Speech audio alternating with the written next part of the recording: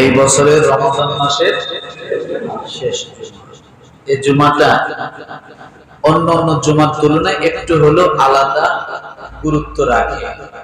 কি গুরুত্ব রাখে? আলাদা গুরুত্ব রাখে। গুরুত্বটা কি রাখে? আর গুরুত্বটা এটাই রাখে, একটা হিসাব নিকাশ করার জন্য আমাদেরকে জাগনা করে দেয় যে যে রমজান আসলো, রমজান চলে যাচ্ছে, আমি এই রমজান থেকে কি অর্জন করেছি, আমি কি পেলাম, কতটুকু এই রমজান দ্বারা আমি উপকৃত হতে পারলাম, এই রমজান থেকে আমি কি শিখলাম, এটার একটা হিসাবের সময় শেষ জুমাটা। এটাকে আরবি ভাষায় জুমাতুল বিদাও বলে, কারণ মাসের মধ্যে যেমন শ্রেষ্ঠ রমাদান আমাদের জন্য, সপ্তাহের জন্য যেমন শ্রেষ্ঠ জুমার দিন, এইরকম আর কি, যে আজ এই রমাদান মাসের এই শেষ জুমা আমাদের থেকে কি হচ্ছে, শেষ হয়ে যাচ্ছে। তাহলে একটু হিসাব করা দরকার, তাই না? আসুন, আমরা যাকাতের আলোচনা শুনেছি, আমরা ইতিকাফের আলোচনা শুনেছি, আমরা কদরের আলোচনা শুনেছি। এগুলো সব কিন্তু রমাদানের ভিতরের আমল। রোজার আলোচনা শুনেছি, তাই না? আজকে আমরা আলোচনা করব সদকাতুল ফিতর সম্পর্কে। কি বলেন তো? যাকাতুল ফিতর, সদকাতুল ফিতর অথবা যাকাতুল ফিতর, এই সম্পর্কে আমরা আলোচনা শুনব। যাকাত এবং ফিতরার মাঝে কি কি পার্থক্য আছে, কয়টা পার্থক্য আছে, যাকাত কি আর ফিতরা কি, আমরা এইটা একটু আজকে পার্থক্য করব। রাজি? তাহলে আমাদের আমল করতে কি হবে?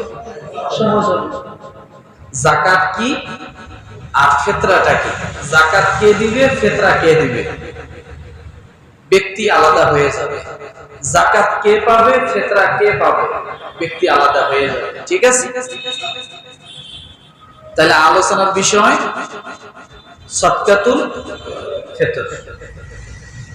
আল্লাহ পাক রব্বুল আলামিন বলেন সূরাতুল আলা আয়াত নাম্বার 14, রব্বুল আলামিন ডাক দিয়ে বলেন ক্বাদ আফলাহা মান তাযাক্কা ওয়া যাকারা ইসমা রাব্বিহি ফাসাল্লা।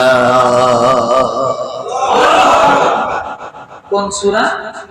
সূরাতুল আলা 30 নম্বর পারায় আমি দুইটা আয়াত করেছি, 14 এবং 15। কয়টা আয়াত? দুইটা আয়াত। এই দুইটা আয়াতের মাঝে আমাদের অনেক কিছু শেখার আছে। আয়াত দুটো ছোট, ক্বাদ আফলাহা মান তাযাক্কা শেষ।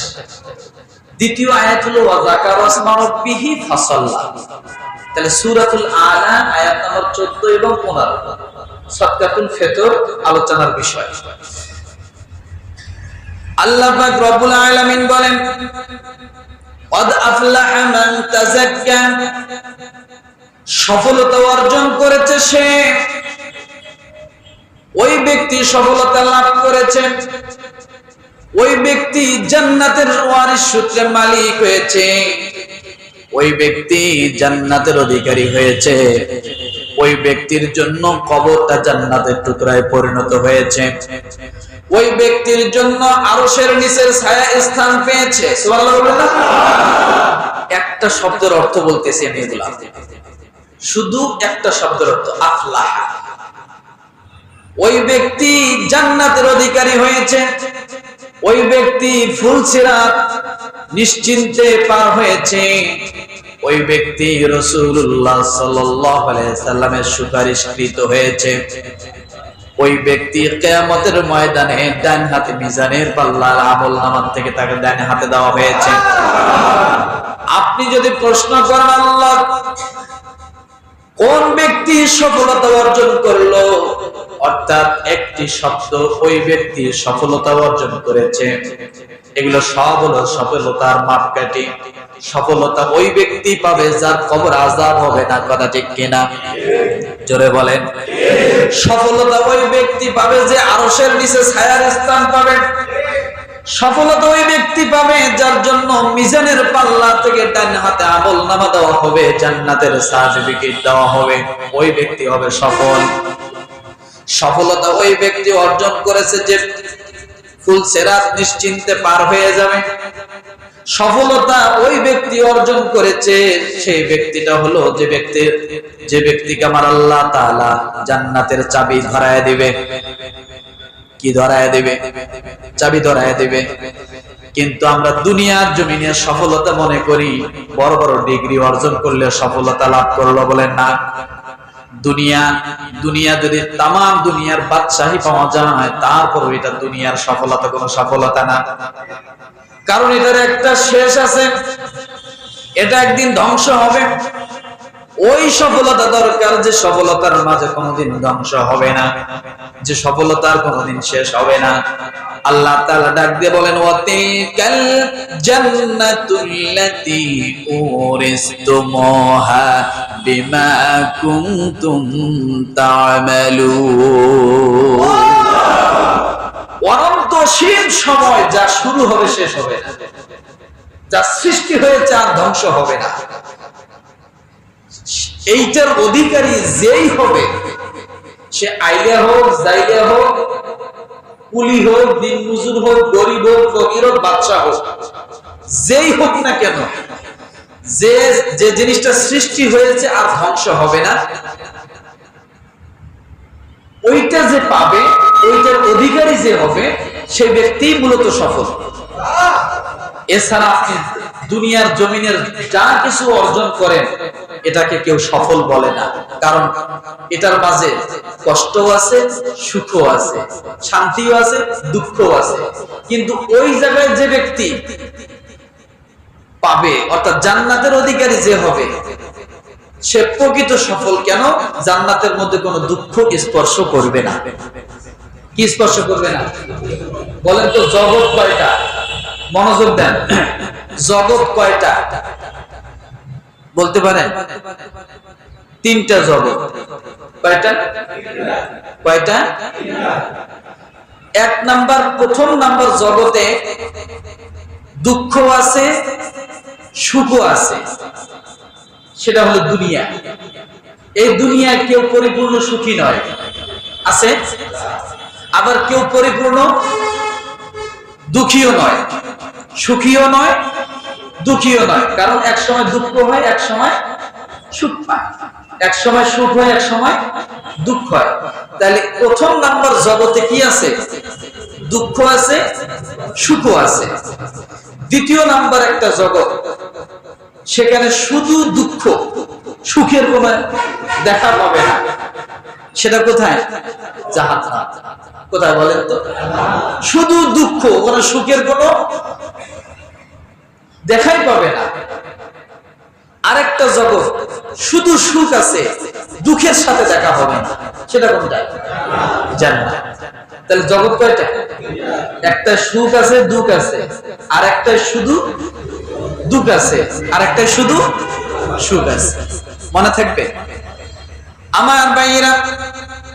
এই জন্য রব্বুল আলামিন শুধু শুরুতেই বলেছেন কদ আফলাহা, ওই ব্যক্তি সফলতা অর্জন করেছে।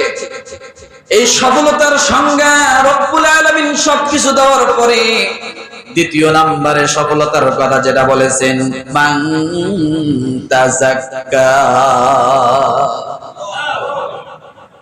এবার সব বিষয়ের মূল বিষয় যেটা, যে কে সফলতা অর্জন করবে, আল্লাহ বলেন মান তাযাক্কা।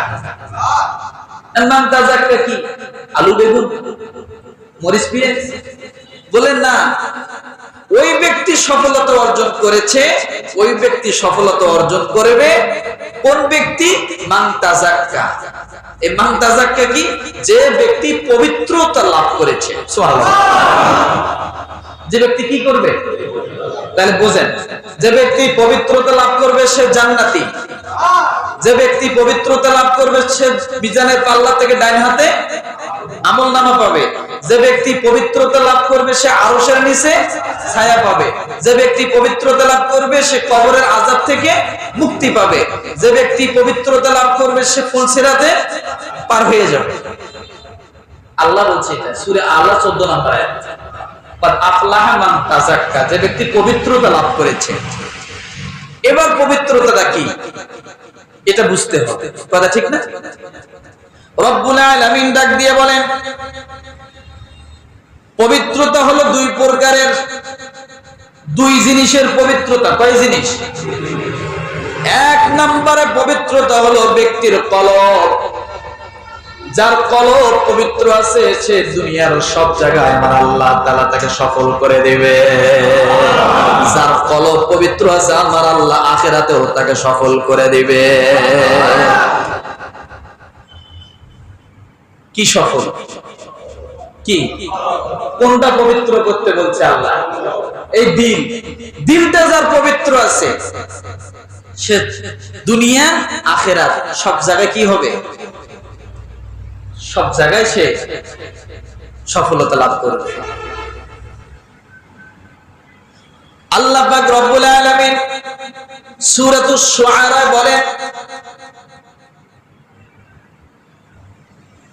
ইল্লা মান আতাল্লাহা বিকলবিন সালিম,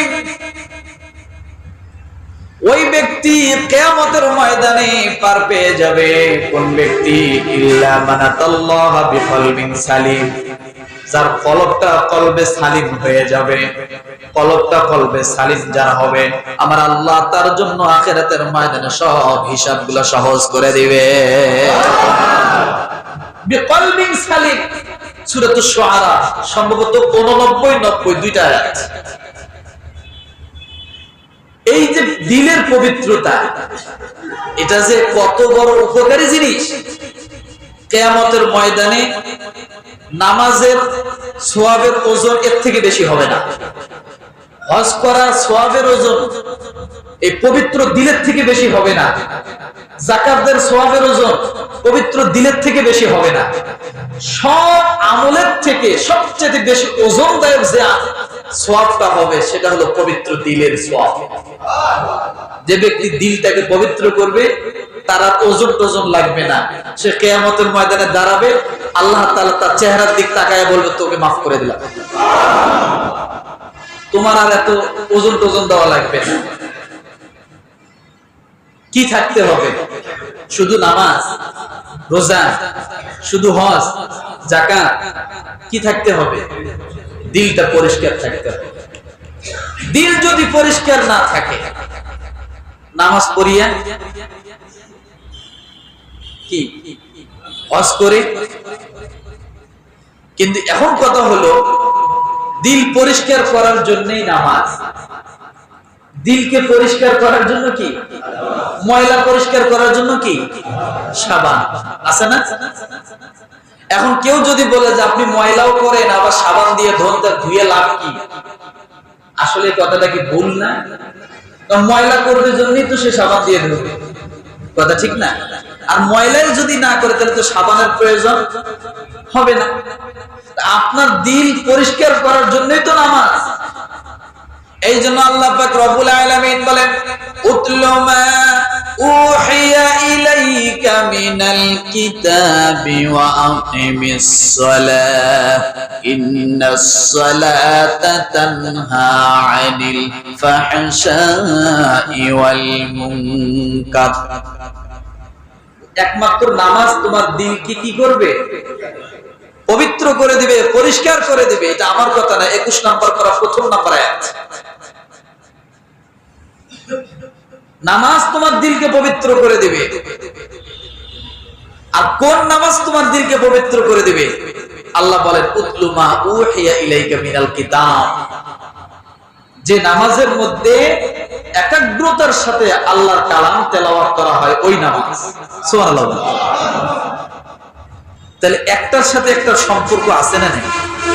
আছে না? এই জন্য রব্বুল আলামিন সূরা আলা 14 নম্বর আয়াতে বলেন ক্বাদ আফলাহা মান তাযাক্কা, ওই ব্যক্তি সফলতা অর্জন করেছে যে নিজের দিলটাকে পবিত্র করেছে। এক নাম্বার। দ্বিতীয় নম্বরে বলা হয়েছে যারা আমলকে পবিত্র করেছে, বলেন সুবহানাল্লাহ। এক নাম্বার দিল পবিত্র, দ্বিতীয় নাম্বার কি? আমল পবিত্র। এই আয়াতের আলোকে আমল পবিত্র। বলে এবার আমল পবিত্র কি? আপনি নামাজ পড়ে ফরজ নামাজ আদায় করেছেন, নামাজের মধ্যে হয়তো বা কোনো ভুল ত্রুটি আছে, এবার আপনি যদি 2 রাকাত নফল নামাজ পড়তে পারেন, তাহলে ওই যে মাঝে মাঝে ফরজের ভিতরে ঘাটতি হয়েছে, ভুল হয়েছে, আমার আল্লাহ তাআলা ও 2 রাকাত নফলের কারণে ওই ঘাটতিগুলো আল্লাহ পূরণ করে দেন। তাহলে আমলের ত্রুটি মুক্ত করার জন্য, পবিত্র আমলকে পবিত্র করার জন্য কি লাগতেছে? নফল নামাজ। নামাজের ক্ষেত্রে বললেন, এখন আপনি রোজা দীর্ঘ 1 মাস রাখলেন, এই রোজা রাখা অবস্থায় কত ভুল হয়েছে, কত অন্যায় করে ফেলেছি, রোজা নষ্ট হয় এমন অনেক কাজ করে ফেলেছি, রোজা ফাসেদ হয়ে যায় এমন অনেক কাজ করে ফেলেছি। এবার আপনি এই রোজার ত্রুটিগুলো কেমন করে মুক্ত হবেন? এখানে তো নফল নামাজ পড়লে কাজ হবে না। আল্লাহ বলেন, বান্দারে, এই রোজার ত্রুটিগুলো মুক্ত করার জন্য আমি তোমাদেরকে যাকাতুল ফিতরা অর্থাৎ সদকাতুল ফিতর নামক একটা বিধান আমি আল্লাহ তোমাদেরকে দিয়ে দিলাম। অর্থাৎ তোমরা ফিতরা দাও, রোজার সব ত্রুটিগুলো আমি আল্লাহ মুক্ত করে দেব। এই হলো পবিত্র, যে জিনিস দ্বারা মানুষ পবিত্র হয়। 1 দিলের পবিত্রতা, 2 আমলের পবিত্রতা। এই আমলের পবিত্রতার ভিতরে রোজায় যদি কোনো ত্রুটি হয়, এটা পবিত্রতা মুক্তর জন্য কি করতে হবে? সদকাতুল ফিতর। আর নামাজের মধ্যে যদি কোনো ভুল ত্রুটি হয়, এটা পবিত্রের জন্য কি করতে হয়? সুসিজদা। আর যেটা ফরজ ঘাটতি না হয় সেটার জন্য নফল নামাজ। মনে থাকবে? এই জন্য রব্বুল আলামিন বলেন, তোমরা পবিত্র হও। এক হলো দিলের পবিত্র, 2 নম্বরে আমলের পবিত্র। এবার আপনি যদি প্রশ্ন করেন, হুজুর নামাজ শেষ করার পর নফল নামাজ পড়া লাগে, আর ফরজের মধ্যে ঘাটতি হলে একদিকে সালাম ফিরিয়ে সুসিজদা দেওয়া লাগে, তাহলে সদকাতুল ফিতর আমরা কখন দিব? আল্লাহ তাআলা সূরা আলার 15 নম্বর আয়াতে বলেন, ওয়া যাকারা ইসমা রাব্বিহি ফাসাল্লা। কখন দিবা জানো? আল্লাহ বলছে কখন দিবা জানো? ঈদের নামাজে যাওয়ার আগে গরিবদের হক সদকাতুল ফিতর এটা পরিশোধ করার পরে তোমরা ঈদের নামাজ পড়বা। কখন দিতে বলছে বলেন তো? আমরা কিন্তু ঈদের নামাজের পরে দেওয়া শুরু করি ফিতরা, কিন্তু ফিতরা দিতে হবে কখন? সদকাতুল ফিতর কখন দিতে হবে? ঈদের নামাজে আগে দিতে হবে। মনে থাকবে? আমার ভাইয়েরা, এবার এই ফিতরা কি? ফিতরাটা হলো, ফিতরা অর্থ হলো ভেঙ্গে ফেলা। কি করা? ইফতার করেন না, আমরা বলি না ইফতার করছেন, ইফতার। এই ইফতার ফিতরা এক জিনিস, মূল বিষয়টা হলো ভেঙ্গে ফেলা। কি করা? ইফতার করার দ্বারা কি রোজা কি করি? আমরা ভেঙ্গে ফেলি। ফিতরা এটা শব্দের অর্থ হলো কি করা? ভেঙ্গে ফেলা। আবার ফিতরা শব্দের অর্থ হলো আত্মশুদ্ধি করা। কি করা? অর্থাৎ সম্পদের উপরে লোভ আছে না নাই? এই লোককে মাটি দেওয়া, এই লোককে কবর দেওয়া। এই জন্য ফিতরা শব্দের অর্থ হলো আত্মশুদ্ধি করা, ত্যাগ স্বীকার করা, যে আমার কাছে 50 টাকা আছে, এখন 50 টাকা হলে আমি 2 দিন চা পান খাইতে পারবো, মনের মধ্যে আছে। কিন্তু এমন সময় আপনার সামনে যদি ফিতরার সময় এসে যায়, আপনি 50 টাকা ফিতরা দিয়ে দিবেন, মনের মধ্যে একটু হলেও কষ্ট লাগবে। ওই কষ্টটার মাধ্যমে আল্লাহ তাআলা আপনার দিলটাকে সাফ করে দিবে। এই হলো ফিতরা, আত্মশুদ্ধি। আবার এই ফিতরা শব্দের অর্থ হলো মানবতার যাকাত। কিসের যাকাত? কিসের যাকাত? মানবতার যাকাত, অর্থাৎ বিবেকের যাকাত। কেমন বিবেকের যাকাত? আপনার পাশে একটা গরিব মানুষ 2টা বাচ্চা কাচ্চা নিয়ে ঈদটা পার করতেছে, চিনি সময় কেনার মতো টাকা ছিল না, চাকরি ছিল, হঠাৎ চাকরিটা নাই, চলে গেছে। অথবা দিন মজুর কাজ করতো, রোজার মাসে দিন মজুর কাজ তেমন একটা হয় না, লোকটা খুব কষ্টে আছে। তখন আপনি কি করবেন? আপনার ব্যক্তি মানবতাকে পবিত্র করার জন্য মানবতার যাকাত আপনি তাকে দিবেন, ওই মানুষটাকে আপনি দিবেন। এটাই হলো ফিতরা। আমার ভাইয়েরা, ঈদুল ফিতরের দিন সূর্যোদয়ের পূর্বে যে ব্যক্তি নিসাব পরিমাণ সম্পদের মালিক হবে, সেই ব্যক্তি একজন গরিবকে 1 কেজি 650 গ্রাম পরিমাণ গমের যা মূল্য হয় ওই পরিমাণ সম্পদ থেকে তাকে মানুষকে ফিতরা দিয়ে দিবে। 1 কেজি 600, এটা গমের ক্ষেত্রে। জব, কিশমিশ, খেজুর, পনির এগুলার ক্ষেত্রে 3 কেজি। কয় কেজি? এটা গমের ক্ষেত্রে আধা সা, আর এগুলার ক্ষেত্রে 1 সা। সামনে আসতেছি বলবো। এবার বলবেন হুজুর কেন ফিতরার ব্যবস্থা? ব্যক্তি শুদ্ধ হওয়ার জন্য 1 নম্বরে ফিতরা দিতে হবে, 2 নম্বরে ক্ষুধার্ত মানুষের ক্ষুধা নিবারণের জন্য ফিতরা দিতে হবে, 3 নম্বরে মিসকিনদের মুখে খাদ্য পৌঁছিয়ে দেওয়ার জন্য ফিতরা দিতে হবে, 4 নম্বরে অসহায় মানুষের মুখে হাসি ফুটানোর জন্য ফিতরা দিতে হবে, 5 নম্বরে ফিতরা আদায় করা এটা ওয়াজিব। ফিতরা আদায় করা কি? এটা রাসূলের আদেশ, তোমরা ফিতরা আদায় করো, আল্লাহর তরফ থেকে এটা হুকুম, এটা ওয়াজিব। আমার ভাইরা, এবার প্রশ্ন আসতে পারে হুজুর বুঝলাম এটা ওয়াজিব, কেন দেব? বুঝলাম গরিব মানুষকে স্বাবলম্বী করার জন্য, কথা ঠিক না? এবার হয়তো প্রশ্ন করবেন হুজুর কে দিবে, কোন ব্যক্তিরা দিবে, কি কোয়ালিটি তাদের থাকতে হবে, কেমন সম্পদ থাকলে তারা সদকাতুল ফিতর দিবে, কার উপর সদকাতুল ফিতর ওয়াজিব হয়, কথা ঠিক কিনা? ঈদের দিন সূর্যোদয়ের পূর্বে যার কাছে 52.5 তোলা রূপা এবং 7.5 ভরি স্বর্ণ পরিমাণ সম্পদের মালিক যে হবে, তার উপর সদকাতুল ফিতর দেওয়া ওয়াজিব হয়ে যায়। এবার চিন্তা করবেন হুজুর তাহলে তো আমার নাই, আমার বুঝেন নাই কথাটা? 52.5 তোলা রূপা অথবা 7.5 ভরি কি, একটু কথা বলেন আল্লাহর রাস্তে। 7.5 ভরি স্বর্ণ পরিমাণ সম্পদ ঈদের দিন সূর্যোদয়ের আগ মুহূর্তে যে ব্যক্তি মালিক হবে তার উপরে সদকাতুল ফিতর দেওয়া কি হয়? জোরে, আরো জোরে, সদকাতুল ফিতর দেওয়া ওয়াজিব হয়। এখন চিন্তা করুন হুজুর আমি ভাত পাই না, 52.5 তোলা রূপার পাবো কোথায়? আর 7.5 ভরি স্বর্ণ তো আমার 14 গোষ্ঠী মনে দেয়নি, মাফ করবেন এমনি কথার কথা বললাম। তাহলে এখন দিব কেমনে? আসলে যাকাত এবং ফিতরার মাঝে যদি আমরা পার্থক্য করতে পারি তাহলে দেখা যাবে যে প্রত্যেকেই আমরা ফিতরা দেওয়ার জন্য উপযুক্ত হয়ে গেছি। সুবহানাল্লাহ।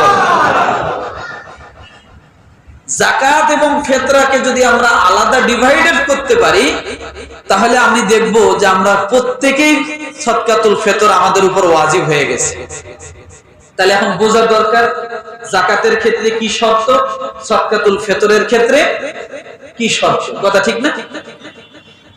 তাহলে শর্ত প্রথম একটা ঠিক আছে কি, 52.5 তোলা রূপা অথবা 7.5 ভরি স্বর্ণ, এই পরিমাণ টাকা পয়সা ব্যবসায়িক পণ্য যা কিছু থাকুক না কেন তার উপর যাকাত কি হয়?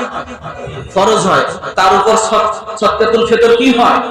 ওয়াজিব হয়। এবার বুঝতে হবে। এখন কথা হলো যাকাত এবং ফিতরার পার্থক্য কি, ভালো করে বোঝেন। যাকাত ওই ব্যক্তির উপর ফরজ হয়, শুধু 52.5 তোলা রূপা আর 7.5 ভরি স্বর্ণ থাকলেই ফরজ হবে না। যাকাত কখন ফরজ হবে?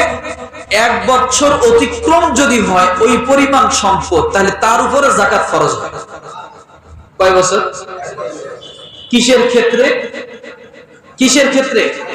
যাকাতের ক্ষেত্রে। 1 বছর অতিক্রম হওয়ার পর ওই ব্যক্তির উপর আল্লাহর হুকুম যাকাত ফরজ হওয়া কি বর্তায়, সে ব্যক্তি যাকাত ফরজ আদায় করবে। কতদিন পরে? 1 বছর পরে।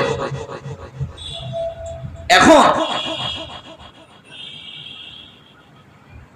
যাকাতের সম্পদ আর ফিতরার সম্পদ আলাদা। আর ফিতরার ক্ষেত্রে 1 বছর অতিক্রম করা না, ঈদের দিন, ঈদুল ফিতরের দিন সূর্য উদয়ের আগে, ওই দিন ওই মুহূর্তে যে ব্যক্তি 52 তোলা রূপা 7.5 ভরি স্বর্ণ পরিমাণ সম্পদের মালিক হবে, তার উপরেই সদকাতুল ফিতর ওয়াজিব হয়ে যাবে। তাহলে এখানে কি 1 বছর আছে? 1 বছর কিসের ক্ষেত্রে? 1 বছর নাই কিসের ক্ষেত্রে? সদকাতুল ফিতরের ক্ষেত্রে। ওই দিন যে মালিক হবে সকালবেলা, সেই ব্যক্তির উপরে যাকাত কি সদকাতুল ফিতর কি হয়? ওয়াজিব হয়। ধরে থাকে। ফিতরার সম্পদ হলো 4 ধরনের। কয় ধরনের?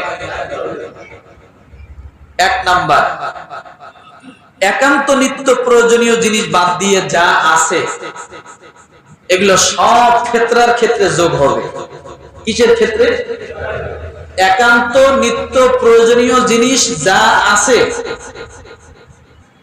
এগুলো সব কিছু ফিতরার ক্ষেত্রে কি হবে? যোগ হবে, কিন্তু যাকাতের ক্ষেত্রে যোগ হবে না। ভেঙে দিচ্ছি। 1 নম্বরে দেখেন বাসস্থান, এটা ফিতরার ভিতরে ঢুকবে, কিন্তু যাকাতের ক্ষেত্রে আপনার বাসস্থান, আপনার বাড়ি যদি 100টা থাকে, আপনার উপর যাকাত ফরজ ওই বাড়ির উপর থেকে হবে না, বুঝতে হবে। কিন্তু আপনার যদি একটা রুম লাগে, 2টা রুম থাকে, তাহলে আপনার উপর ফিতরা ওয়াজিব হয়ে গেছে। বুঝাইতে পারছি আমি? যাকাতের ক্ষেত্রে যদি আপনার 500 বাড়ি থাকে, ওই বাড়ির উপর যাকাত আসবে না, বাড়ির ইনকামের উপর যাকাত আসবে। আর ফিতরার ক্ষেত্রে আপনার রুম লাগে 2টা, কিন্তু রুম আছে কয়টা? 5টা। 2 রুম ব্যবহার করেন, 3 রুম কি পরিত্যক্ত, কাজে লাগে না, প্রয়োজন নেই, কবে মেহমান আসবে তারপর। ওই 3 রুমের মধ্যে আপনি কয় টাকা খরচ করছেন হিসাব করে ওইটার উপরে ফিতরা ওয়াজিব হয়ে গেছে। তাহলে যাকাত এবং ফিতরার পার্থক্য আছে। প্রথম পার্থক্য কি করেছি?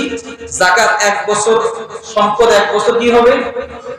আর ফিতরার ক্ষেত্রে ওই দিনেই যদি সে মালিক হয়, তখনই তার উপর কি হবে? আর যাকাতের সম্পদের ক্ষেত্রে কি পার্থক্য করেছি? যে 100 বাড়ি যদি থাকে, ওই 100 বাড়ির উপর তার কি হবে না? যাকাত হবে না, 100 বাড়ির ইনকামের উপর যাকাত হবে। আর সদকাতুল ফিতরের ক্ষেত্রে কি বলেছি? যে রুম যদি তার 2টা লাগে, রুম আছে 5টা, বাকি 3টার উপর তার কি হয়েছে? সদকাতুল ফিতর ওয়াজিব হয়ে গেছে। আসুন দ্বিতীয় নম্বরে, খাবারের বস্তু। সদকাতুল ফিতরের ক্ষেত্রে কি বস্তু? খাবারের বস্তু, খাদ্য সামগ্রী। আপনার আজকের দিনে চলার জন্য চাউল লাগে 1 কেজি, 1.5 কেজি। আপনি 25 কেজি চাউল কিনে ভরে রাখছেন, গ্রাম 50 কেজি চাউল কিনে ভরে রাখছেন, রাখেন নাই? কিন্তু আগামীকাল আপনি বাঁচবেন কিনা জানা নেই। আজকের দিনে আপনার যা লাগবে, এটা নিত্য প্রয়োজনীয় বাদ দিয়ে ওই ফিতরার দিন, ঈদের দিন সকালবেলা যদি ওই পরিমাণ থাকে, তাহলে আপনি ফিতরা দিতে হবে। মানে এই সম্পদটাও যোগ হবে, এই চাউলটাও যোগ হবে। শুধু চাউলের উপর ফিতরা আসবে তা কিন্তু বলি নাই। এইভাবে সম্পদগুলো কি হবে? যোগ হবে। ওই যে ঘর যোগ হয়েছে, এরপরে আপনার এখন খাবারের বস্তু সামগ্রী যা আছে এগুলো যোগ হবে। এরপরে বলা হয়েছে বস্ত্র। কি 3 নাম্বার? কি বস্ত্র। এখন আপনার বোঝার জন্য বলি, পাঞ্জাবি 3টা হলে হয়।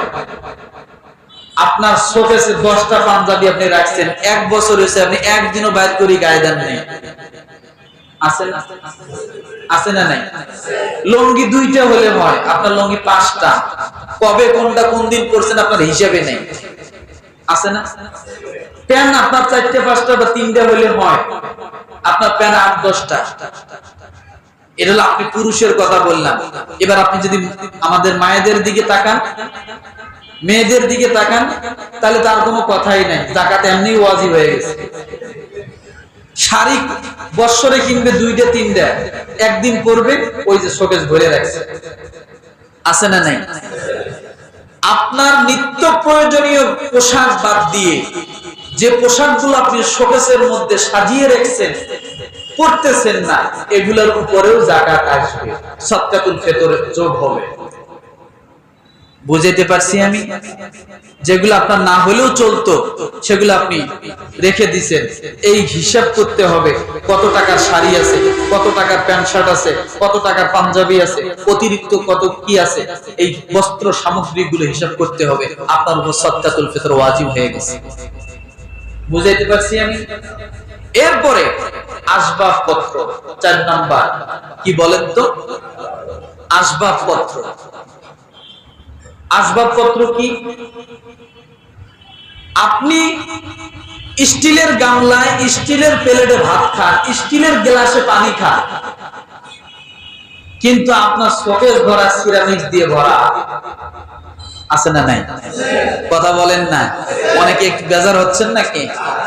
শোকেস ভরা কি সিরামিক্স দিয়ে ভরা, দামি দামি প্লেট, ডিনার সেট আপনি কিনে রাখছেন। আপনি সারা বছর মেলামাইনের প্লেটে গামলায় ভাত খাইলেন, স্টিলের প্লেট গামলায় ভাত খাইলেন, আর আপনি সিরামিক্স দামি দামি মানে এই জিনিসগুলো আপনি শোকেসের মধ্যে সাজায় রাখছেন। বছরে কবে কোন দিন আপনার কোন মেহমান আসবে, সেদিন ওই সিরামিক্সের ডিনার সেট গুলো বাইর করে তাদের সামনে দিবেন। আপনার কপালে আর জোটে না ডিনার সেটে ভাত খাওয়া। আপনি এতই বেদামি, বাড়িওয়ালা হয়ে আপনি বেদামি হয়ে গেছে। ভাবি আপনাকে দেয় না ডিনার সেট, কথা ঠিক না? কিন্তু মেহমান কবে আসবে সেই দিনের জন্য ডিনার সেট। আপনার কপালে কি রাগ করলেন নাকি? আপনি স্টিলের প্লেটে ভাত খাইতেছেন, স্টিলের বাটিতে তরকারি দেয়, আর কবে কোন মেহমান আসবে তার জন্য ডিনার সেট। আল্লাহ এই জন্য বুঝিয়ে বলছে ওটার উপর আমি সদকা ফিতর ওয়াজিব করে দিলাম। দিবি না, ব্যবহার করবি না, ট্যাক্স দিতে দাও। আছে না নেই?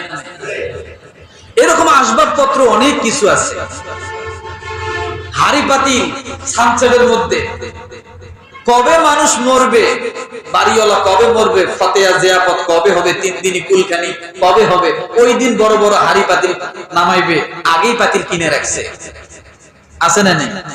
যদি জিজ্ঞাসা করেন মায়েদেরকে এত বড় বড় পাতিল কেন, মেয়ে আছে না, বিয়ে দিতে হবে না, বিয়ে আসবে না, ভাতখানায় অন্যরকম। এই বড় বড় পাতিলের ভাত আপনার কপালে জবে না, আপনার কপালে ছোট পাতিলের ভাত। আর বড় পাতিলের ভাত অন্য মানুষ এই যে খাইয়া যায়। কথা বুঝেন না? এই যে বড় বড় পাতিলগুলো বিনা প্রয়োজনে কিনে রাখছে, এগুলোর উপরে সদকাতুল ফিতর যোগ হয়ে যাবে।